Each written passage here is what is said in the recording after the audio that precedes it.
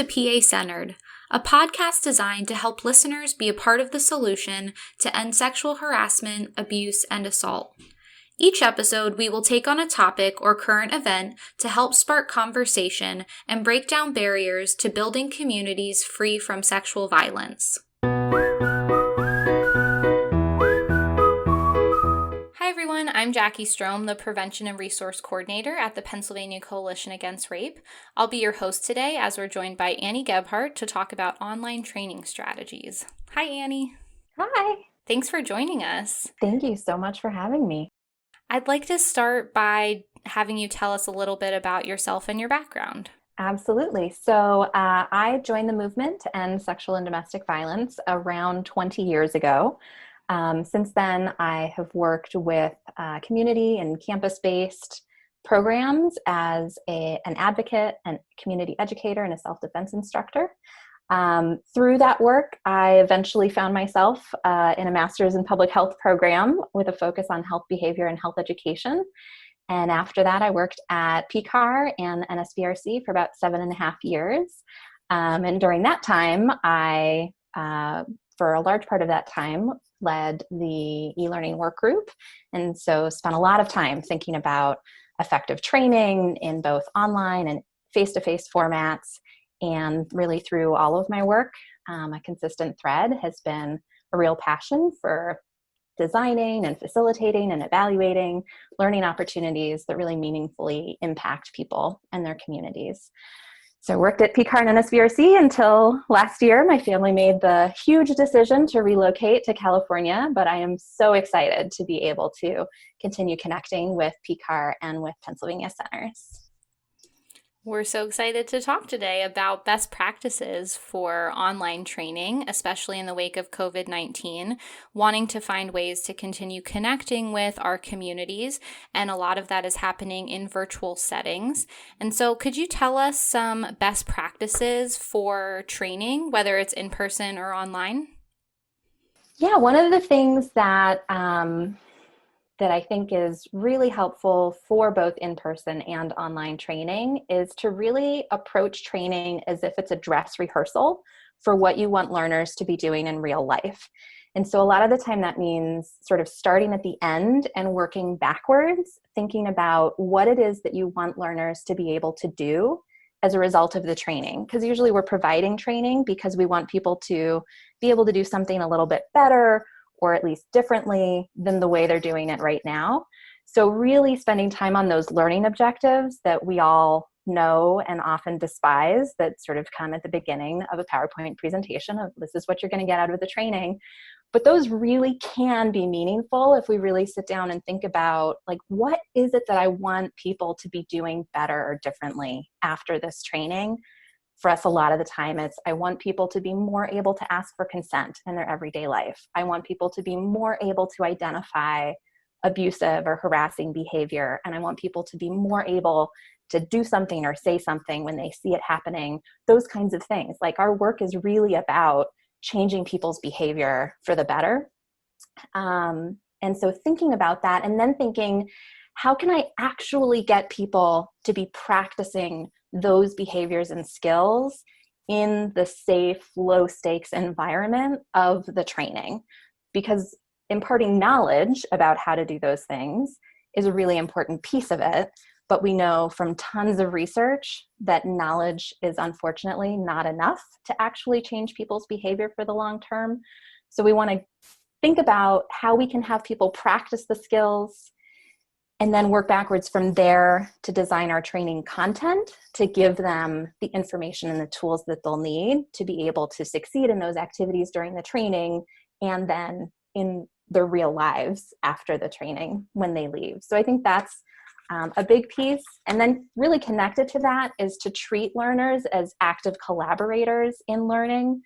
Learners don't come to training as empty vessels ready to be filled, right? All learners come to training with a wealth of previous experience and knowledge and their own ideas about whatever it is that you're training them about.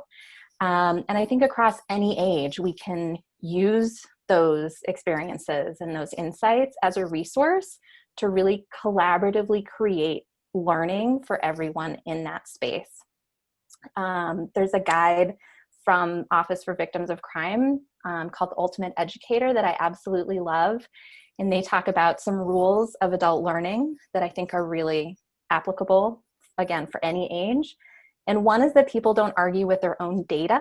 So if I say, what you think is wrong and you should believe this other thing instead because I say so, it's less likely to be impactful or effective for them than if, as a trainer, I can really sort of lead a process of guided discovery, and through discussion, through problem solving, through case studies, help people bring what they already know and believe into the room, kind of compare it up against new messages I might be giving them, and really do sort of some collective exploration and discovery to reach new and better informed conclusions.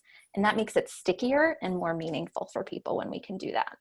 That's great. I always think about what I've learned from you around adult learning. And one of my favorite things is when you say adults are babies with big bodies, and how so much of what we used to learn about and how we would learn in kindergarten and elementary school, we lost as we've gotten older. But what we found is that adults actually, they want to engage in those activities and they want to feel like they're part of that learning process. Absolutely. Yep. Just like babies, adult learners need a lot of stimulation, a little bit of structure and encouragement, and a lot of space to really explore and to discover and to have that hands-on learning experience. That's great. So, if someone wanted to transition an in person training or event that they had previously planned into an online format, what are some of the things that they might need to consider? Um, I think there are a lot. I sort of have been thinking about breaking it down into three big categories: audience, tools, and time. So thinking about your audience, of course, for any training in any format, we want to make sure we're tailoring our training so that it's relevant and accessible and developmentally appropriate to our audience. And sometimes that can look different for online training, right? What's developmentally appropriate? I personally find Zoom to be a super useful, largely intuitive platform. It would take a lot of effort to get my 7-year-old ready to use Zoom for really meaningful, engaged learning in the same way. So thinking about some of that.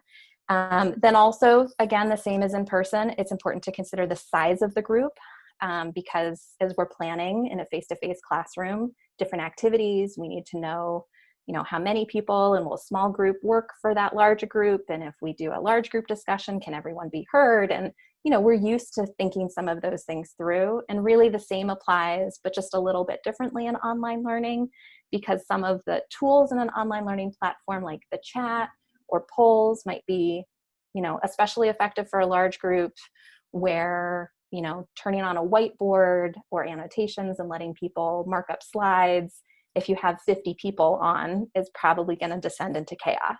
So thinking about matching the size of your group to the activities that you're planning. And then really, I think possibly the most important thing to know about your audience when you're planning online learning is how familiar they are with online learning and what kinds of tools they've used. So you might be hosting online learning in your own platform, which may be, familiar to some of your learners and less to others. So sort of planning for that in advance, spending some time at the beginning of your training to really orient people to the tools in your online platform. Or you might be guest presenting or guest facilitating in another organization's platform or a school's platform where those learners are in that online space all the time. And there might be a particular set of tools that they're already really comfortable with using. So I think that as you're, communicating with a point of contact in scheduling a training, trying to get some information about, like, what is this audience's previous experience with online learning? How's that been going? What kinds of tools are they familiar with and used to using? Are there tools outside of an online learning platform that they use that could potentially be brought in that you can also use as a resource, whether it's Google Drive or Google Docs or, Kahoot, whatever kind of other things that you can then use as a resource that will be meaningful and familiar to them. Then related to that, knowing your tools to consider really what's available. Most online platforms really designed for learning have a pretty similar set of tools of audio, video conferencing, chat, polls, whiteboard, annotations, sometimes breakout rooms, those kinds of things. But those tools might be easier to use in some platforms than others. So kind of thinking about how easy is it to find and use and explain the controls to learners, depending on the platform that you're using. And then also knowing if you're going to be able to have a co-host or a co-facilitator, because some of those tools you might really only want to use if you have a buddy in your training with you to help you with the behind the scenes management of some of that. And then the last piece I think to consider is time, both in terms of how much time do you have to adapt your training from face-to-face to an online format, because it can really take a lot of time. I heard a radio interview recently with the chancellor of the California State University system, and the interviewer said, well, if you're going to be offering more classes online in the fall, does that mean you can furlough more professors because they can pre-record lectures and it will take less faculty time to deliver classes? And I think that that's a misconception that has been circulating a lot. And the chancellor, I was really excited to hear him say, in my experience, it actually takes more time to deliver online learning in a really effective way than classroom time, because you still have to have that engagement piece. You still have to plan for that. You still have to structure that in. So just being mindful that if you need to do a training next week, that might be really hard to adapt it online in a meaningful way. And then thinking about too, how much time you need to deliver your training. So if you're looking at a training that in person would take 2 8-hour days to meaningfully facilitate, please don't do that to your learners online. The attention span, patience, all of those things are so much harder in an online setting for people to just be looking at a screen for 2 full 8-hour days, as so many people have experienced during COVID-19. So maybe thinking about, how long would the training take in person, and are there other ways to sort of restructure that time? Can you do some pre-learning with video and then have shorter time in person? Are there bits and pieces that you can present in shorter chunks over a longer period of time? So really thinking through that time and being mindful of learners' constraints as far as their attention and their patience with online learning. Yes, I've absolutely heard and experienced throughout this time about Zoom fatigue and how it can be really draining to look at a screen for that long. So I think it makes a lot of sense what you're saying about you can't always just take exactly how you were planning on doing it and making it happen online, because not everything's going to work the same. And holding people's attention spans makes a lot of sense. That it's easy to get distracted when you're sitting on a computer. If you have multiple screens, especially, folks can be checking their email or doing other things. So how can we make online training more interactive for people? And how can we really help them feel connected and engaged and wanting to actively participate in the training that they're taking part in?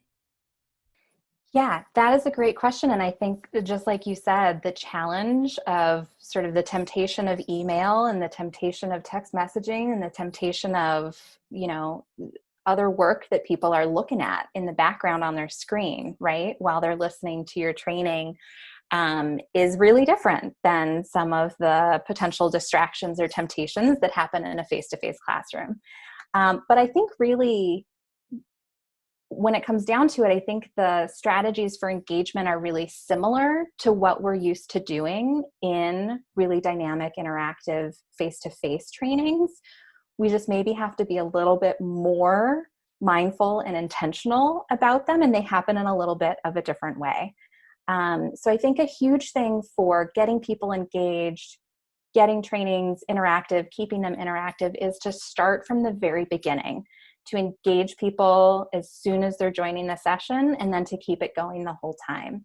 So particularly for live online sessions, I think as soon as people are joining in, try to have an icebreaker open. Maybe it's something in chat, maybe it's a poll, maybe it's annotating something, but have something open so that as soon as people are joining the session, they have something to do, to weigh in, to share a perspective, to be talking about where they're calling in from or who they are or their prior experience related to your topic, so that people are starting to connect with each other, and you're really laying the foundation, setting the tone for your whole training, that this is going to be a space where we want to hear from everyone, where we're going to engage people's voices, and we're gonna, have conversation directly with one another through the group. And then again, keep that going, right? So general sort of advice out there from the experts in online learning is to really aim to engage online learners every 3 to 5 minutes. Some even say every 2 to 3 minutes, with some opportunity for them to offer their insights or share their perspective or apply what they're learning in the training. And that's a lot. Every 3 to 5 minutes is a lot. But it is so important, again, in online learning, to have people feel like they're in a group setting together, that their presence is noticed, that their presence matters, that their contributions are making a difference in this learning space, so that they're better able to resist the temptation to go respond to that email or see what's happening on Facebook right now, or those kinds of things. And the key to holding learners' interest is variety. So as you're engaging people every 3 to 5 minutes, trying to mix up, now we're going to do a chat and now we're going to do a poll. You don't have to use all of the bells and whistles, because that can get sort of confusing and feel a little bit jumbled, but kind of mixing it up so that people aren't just like, okay, 3 minutes poll, 3 minutes poll, 3 minutes poll, and then a chat. We want to really have those varied teaching methods. And then through all of that, I think it's important to give learners clear instructions and multiple options for how they engage. So, if people aren't sure sort of what the question is that they're responding to in a poll, it's harder for them to feel confident answering it. So as you're asking people to respond to questions, it's a good idea to put the question on a slide on the screen, maybe put instructions for what you want them to do on the screen, and then also explain them verbally, just so that people can engage with more confidence and know that they're, following along with you. And then making sure that you have other options. So if you're having people, annotate something on a slide, also make it an option for people to add their comments in the chat, or to unmute their mic and share out loud, because not all learners will have the same level of access to everything that's happening in the session. Like learners who are using a screen reader or who are dialed in by phone won't be able to see the whiteboard, but they can still participate verbally.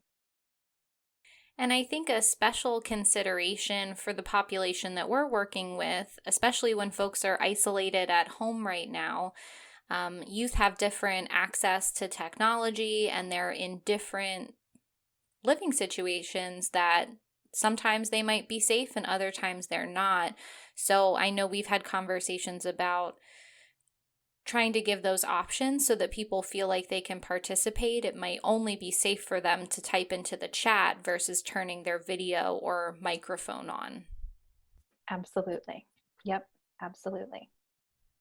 So we've talked a lot about live online trainings, but I would love to spend a few minutes talking about making videos and pre-recorded trainings. I feel like those can be extra challenging to try and engage people and make them feel like they're watching Mr. Rogers or Sesame Street or something like that. So do you have any tips for folks about how to make some of those videos feel more interactive and engaging?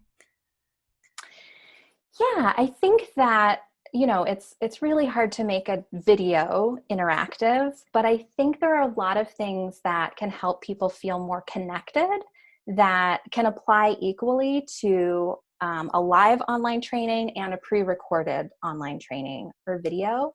So I think just greeting people as they join the session, right? Starting out from a really personable, welcoming place, expressing appreciation for people joining you the same as you would if they were joining you face to face, can make it feel like you're there with them in a way, right? Like they're not just anonymous. That in a weird way, even though you know you're watching a video, it can make you feel seen and make you feel just acknowledged and appreciated. And then in an online live training, that especially goes and is important. I think offering praise and positive feedback, again, in an online training or even in a video, expressing confidence in people's knowledge and abilities around the topic that you're training them about. Creating opportunities for people to engage with one another or with other people in their lives. So in a live online training, you can set up breakout rooms or the chat or discussions for people to be able to hear directly from one another. If you're doing a pre-recorded training, maybe consider if there are places for a discussion board. Maybe their group has a discussion board or some place where people can continue to communicate with each other directly, or maybe it's through social media, or maybe you can share ways that they can connect with you, like outside of your pre-recorded training video, connect with you or your organization's social media or listservs or those kinds of things, to just really be thinking about ways to foster connection beyond that training. And then I think across the board, being yourself is so important on video or in a live training. It feels really weird to be talking to a computer screen or to be talking to a camera lens. And it feels, to me, really easy to sort of fall into like my professional demeanor. Like this is my fancy talk that doesn't sound like me. So I think as you're planning your training, as you're facilitating your training, recording your training, use appropriate humor if that's your thing. Work in relevant anecdotes that help, elaborate on what you're talking about, with examples maybe from your own life or examples that are going to be relatable to your audience. Express within reasonable boundaries your own feelings and reactions to things. Like really be a person, and that can help people feel more engaged and connected as well. And a big piece of that is being conversational. So thinking about sort of your tone of voice, which really takes on extra significance when people aren't physically with you. And if people can't see you, or at least see all of you and read all of your body language and video and things like that. And then talking to the camera, again, for both live online training and pre-recorded video.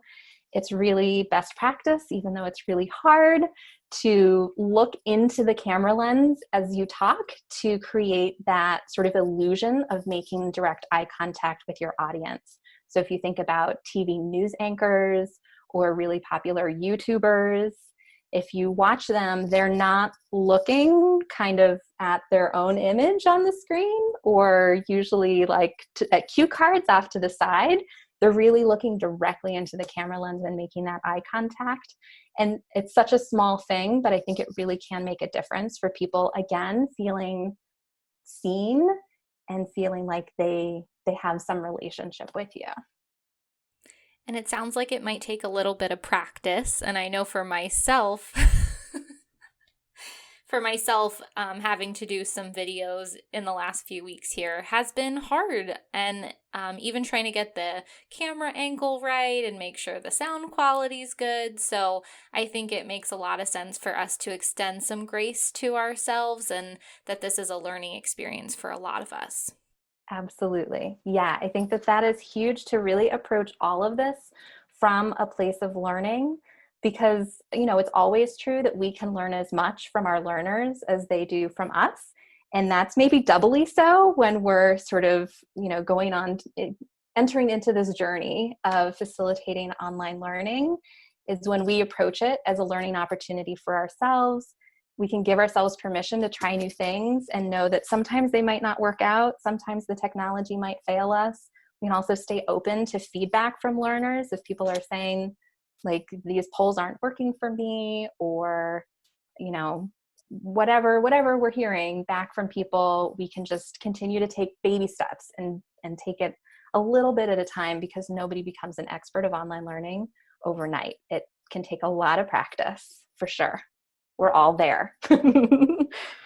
Absolutely. So our last question is really, are there times when people shouldn't move their trainings online?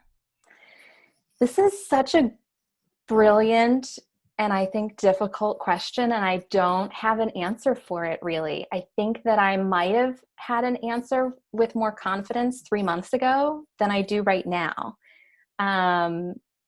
There's the saying that necessity is the mother of invention. And boy, have we had a necessity for online learning these last 3 months. And I have been just blown away by all of the really innovative work I have seen people doing with moving their in-person trainings into various online formats really successfully and really creatively. And so I think there are things that I might have said 3 months ago, like, oh, this kind of training probably wouldn't work online. And I've been proven wrong by other people's innovation and creativity. So I think we're in a really exciting time right now of finding out like what works, because more and more people, again, out of necessity, are coming into the world of online learning as learners.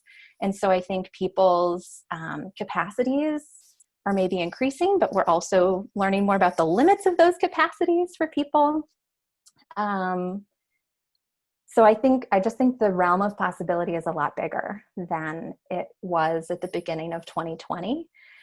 But at the same time, even as much as I believe in the possibilities for online learning to be as engaging and dynamic and effective as in-person training, personally, as both a trainer and a learner, I will always prefer face-to-face to an online format. So when it's not a matter of necessity, I think it will continue to be important to really weigh the pros and cons of face-to-face and online formats. They both have benefits. They both have drawbacks and barriers that come with them. And I think that the most important consideration to weigh in that really has to do with equity and accessibility. So we know that there's a huge digital divide in terms of internet connectivity and access along lines of class and race and ability and age. And when we're going into physical spaces that have some degree of equal access, like public schools or some community settings, there can be, more equitable access to the trainings that we're delivering. And an online format may create some barriers there. But we have to try to really find out and not just assume, because on the flip side, there are some folks who may be more able to access our trainings online because of barriers in transportation or physical accessibility or safety in face-to-face training spaces. So it's really a mix, but I think really important questions for us to consider moving forward as we're thinking about those formats and the options that we have. Annie, thank you so much for joining us to talk about online training today. We are unfortunately out of time for this episode, but I want to say thank you, and all of you can look forward to some resources that Annie helped create that will be available on pcar.org. Thank you so much, Jackie. All right, take care, and thank you for listening to this episode of PA Centered.